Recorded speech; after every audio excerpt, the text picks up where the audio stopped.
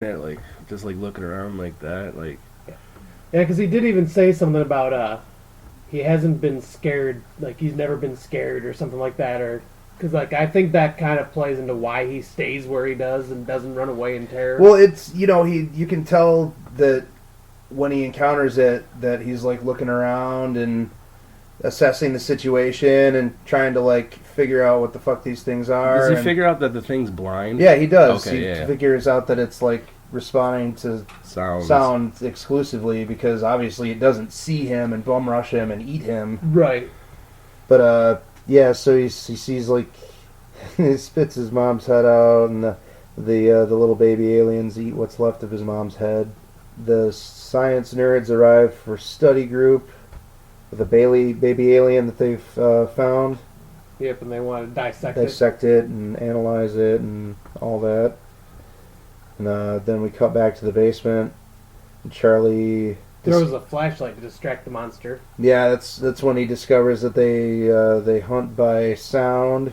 Then we cut to the old lady party, the vegetarian old lady party, and the aliens are popping out there and attacking the old ladies, which is pretty funny because they fucking totally hate old people and vegetarians. Yeah, there's that scene in where one of them winds up in the food processor, a la Creepshow. Yeah. And then they eat it. Yeah. Yep. Yeah, and they have that like disgusted look on their face when they're taking a bite out of their food. They're just ew. But yeah, you get to see like that one come out from underneath the couch and attack the lady's ankle. Yeah, they come from all over the walls and whatnot. Yeah, totally. Like, I have a fruit fly infestation in my house. It's not nearly as bad as what these people are dealing with. Thank God, right? But I approach it as such, as though it is. Oh, I can't even, like... As though they are eating me alive. Can't even wash my dishes right now. Well, maybe that's why you have the fruit flies. No, I thought that would get rid of them. Because there was no fruit on the plates. So, I threw a banana peel on my porch. I don't think there's any out there right now. There's still hope that they leave. Well, they're going to pretty soon because it's almost time for them to hibernate. Okay. But the nerd kids, they find the uncle with the aliens eating him from the inside out. Yeah, that was awesome. Eating his eyes and like eating out through his chest. And somehow the giant fucking alien gets upstairs. Yeah, gets upstairs somehow. Yeah, so I'll say like I don't know how the hell it fit. Yeah, but it does. And then it, side notes that they didn't even take into account the scale of the thing that they built, so they had to chop heads off so it would fit through doorways. Yeah, I think they cut off like 2 or 3 of the heads. Oh, really? Yeah. Huh. So it was a lot bigger than what it was in the movie.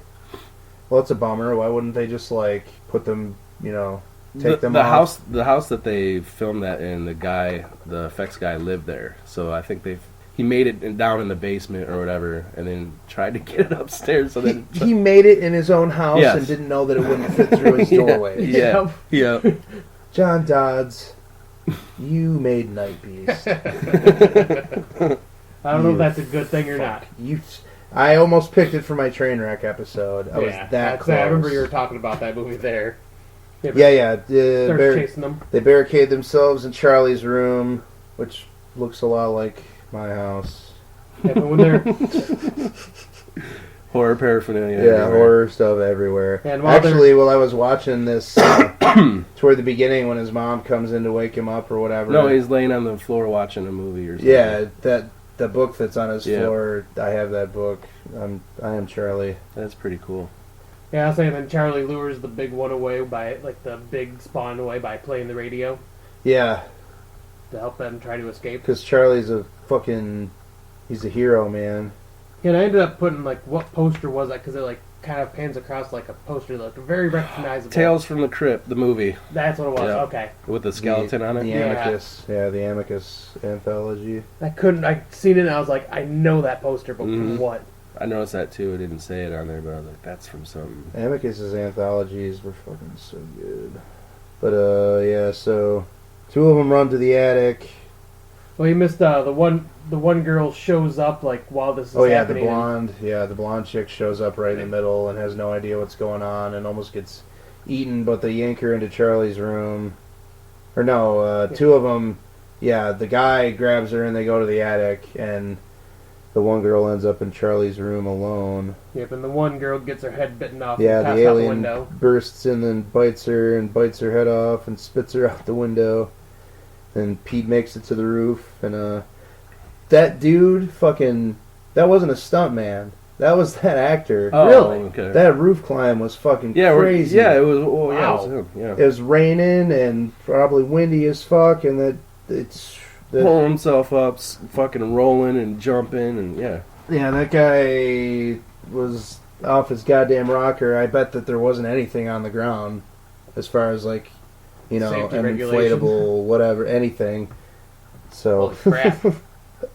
the alien makes its way up to the attic, and so does Charlie with Homemade explosive. yeah, one of his earlier, yeah, throughout the movie, it's, you know, not only is Charlie huge into horror movies or whatever, he dabbles in special effects and costumes and scares and all that.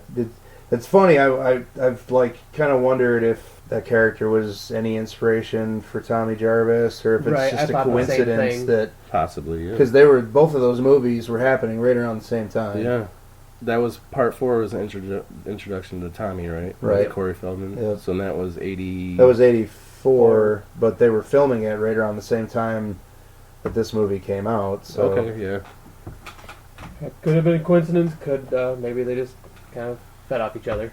He makes an explosive out of the Yeah, the Frankenstein fake monster head. mask, and tries to lure the monster into, or trick the monster into eating it, and needs to plug it in to make the explosive go off, but just can't reach the plug. extension cord, Yeah, so he gets the extension cord, plugs that bitch in, and kaboom! kabloomy! And one of the slugs lands. Yeah, one of the larger slugs lands on Charlie, and he stabs it, and then plugs it in, and blows up the monster.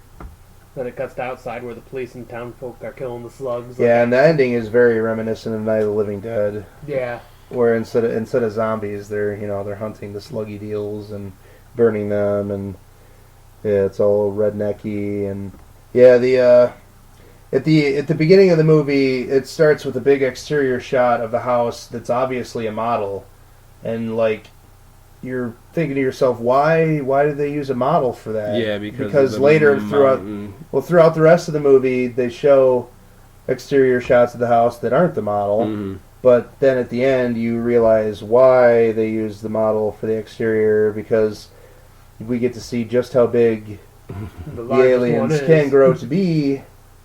It's the size of a freaking mountain. Yeah. Pretty awesome. And then that was the end. Yeah, it's a spectacular film in the vein of The Blob, and like a lot of, you know, Night of the Living Dead influence, obviously. Different than both in a lot of ways. Also, you know, very creative and ahead of its time, and using the nerdy kids as the heroes, and Right. Yeah, so I like it just like... not having some fucking square-jawed football kid be the hero or something. Right, I'll say, because yeah, there was no jock in this one. It was all nerds. Which I thought was really cool.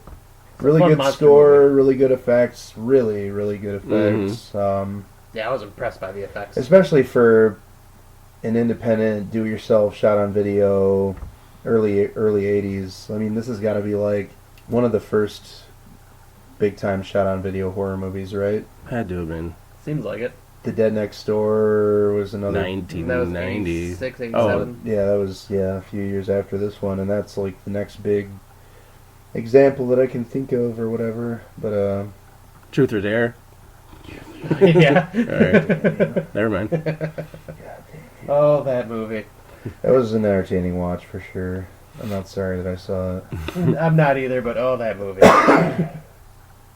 Yeah, I would give Deadly Spawn, and I'd give it an 8 overall in terms of entertainment value, rewatchability. The only thing that's even really shaky about it is that some of the acting's not great. Oh, the older brother is terrible. Yeah. When he's like, "Are you two going together?" When he's trying to hook up with what's her name, or Right. Yeah, even a lot of the ancillary characters were just not that good at all. But it's to be expected with a shot-on-video independent film As You they know, hell, you're- most of these people are probably the director's friends. Yeah, you're either gonna have your friends as a cast, or you're gonna fucking tap the local cast and crew. And either way, it's not gonna be great. But yeah, 8. I give it an 8. I think the most impressive thing is, the effects, but the way they make the aliens' fucking teeth just fucking Constantly drippy. like. I think they probably use sex gel for that too. Probably. But every single tooth seems to be dripping like the whole time. It's pretty fucking Yeah, impressive. I love. I really do like that touch. It's very cool. The locations, of course, I found the house, went to fucking Google Street View and checked it out. Nice. Looks exactly the same. I think in the movie it looked like it was they were just constructing that neighborhood because it was like a lot of dirt. Are there a lot more houses there now? Yeah, now it's like completely fucking gentrified, pretty much, and it looks like a neighborhood now. So I like the location. It's shot in New Jersey, just from the guys. That's where he's from. So obviously they are probably all his friends and whatnot. And just for that alone, just to get something like that out of like just local friend actors and everything. Right. It's more than I've ever done. Yeah, I can't even find one friend to like make a movie with me. Yeah, but we're talking porn. I don't want to make a porn. I would make a horror movie with you. Okay. He'd make a horror porn. I'm Horror. 8.75 for me. Wow. I fucking Nice. loved it. I loved it. Yeah, I was saying, yeah, pretty much everything you guys hit on. This is a first time watch for me as well. It was really impressive. I love the monster effects. Like, I love these types of like monster movies from the 80s with like just like do-it-yourself style monsters. Like the creature effects are great. The gore effects were fantastic. Yeah, like the acting terrible, but like Randy said, the nerds like being the heroes is just a nice little nod for something that would be seen in the future. Yeah, I'm gonna like make fun of less nerds now than I normally do. Right, we kick ass. I guess so. Yeah, I'd give this probably what I'd probably give this the same I'd give Terror Vision, which would be about an 8.5. It's like I love these types of movies, and like it had that same feel to me like Terror Vision, where it was just like that. Well, Kind of like cheesy campiness to it, but Terror Vision was more on the sillier side. yeah, Terror Vision was comedy. Yeah, there was more on the sillier side, but it had that Intentionally same comedy. feel to me, like with like the creature effects and everything like that. Well, because the creatures are kind of a little bit Fairly similar. Yeah. But yeah, 8.5 for me on this. This was just a fantastic movie. Awesome. We all recommend it, and we're all gonna watch it again someday. So on to our next film. It'll be much less terrifying if you just come to me.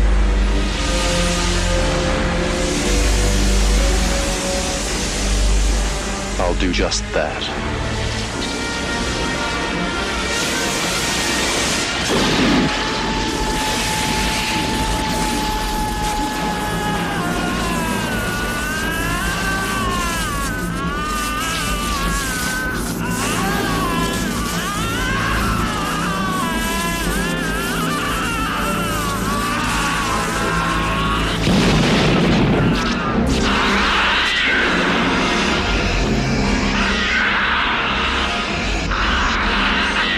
Our next film is Tobe Hooper's Lifeforce, 1985, and it's a movie that you've never seen anything like it. No, it's everything. It is everything. Yeah.